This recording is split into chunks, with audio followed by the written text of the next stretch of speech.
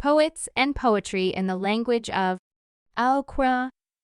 Poet and lyricist Advocate Azizul Haque. 1/1/2024 Adi. Poetry is the primitive rhythmic form of expression in all languages. At the dawn of the invention of language, people spoke only in poetry. Rhymed poetry is the oldest form of all language and literature. Lyrical poetry was also widespread. In pre-Islamic Arabia, Arab poets used to gather at the famous Okaz fair. In these events, the poets used to entertain the people who came to the fair with their own poems and at the same time promoted their own poetry. Who does not know the name of Imrul Qais, the famous poet of the Arabic language during the era of ignorance? His influence is noticeable even today in Arabic literature. At that time, lyric poetry was not less appreciated. The great book, Al-Qur'an, was also revealed in the style of rhyming composition. It has a predominance of rhythm and harmony, like Alhamdulillahi Rabbil Alamin or Rahmanir Rahim. Maliki Yaomiddin.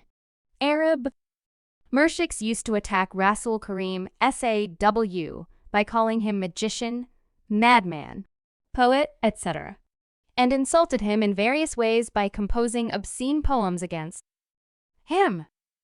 In the context of this situation, Almighty Allah has opposed the attitude of the polytheists in His revealed holy book, Al-Qur'an.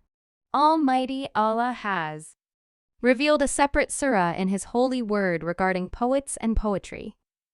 The name of the surah is Surah as-Shu'ara, which Bengali means poets. English meaning the poets, the surah is the 26th surah of the Holy Qur'an. In verses 224-227 of this surah, Almighty Allah has mentioned poets and poets. The meaning of the verses: O people, remember, those who follow the poets are misled. Because poets often get lost in fantasy and fall prey to self-delusion. Don't you see? They wander aimlessly, and what they say, they do not follow. Such is the nature of most poets.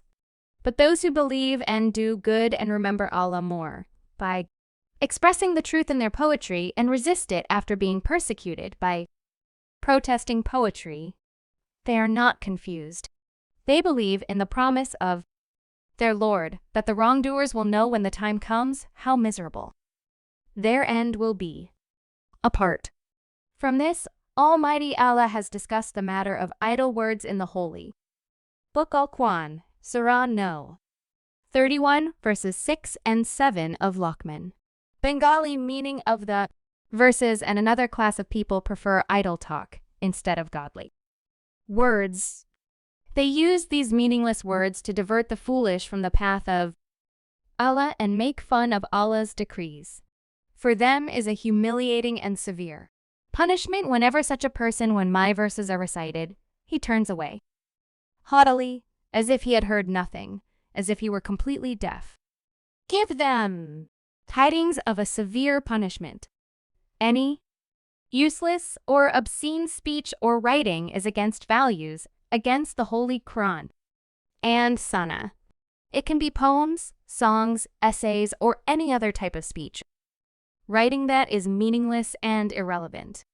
The Holy Qur'an and Islam approve of any writing, including poetry, for the development of the human spirit and for keeping the bond of harmony unbreakable. Even today, poets in the world are divided into these two groups in terms of values and honesty. Poems written by poets who wrote awakening poems inculcating moral values were encouraged. Many of the companions were poets. Sahabi Hassan bin Shabid used to respond to the poems written by the polytheists through his poetry and praised the Quranic hadith and the prophetic life of Rasul Karim. The Prophet, peace be upon him, came to know about it, and after listening to the poetry of Hassan bin Sabid, he praised him and assigned a place of cover for him in the Prophet's mosque and prayed for him. Hazrat Ali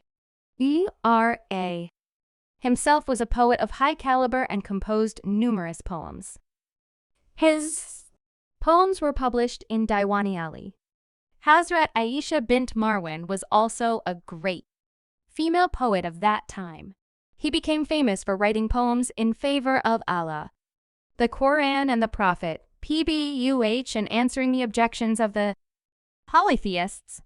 Apart from this, Jalal ad-Din Rumi, R.A. Sika Sadi, R.A. Allama Iqbal, and other poets and writers of different languages of the world wrote numerous poems, ghazals, and Islamic music throughout the ages and spread Islamic literature in the world, established beauty and sweetness.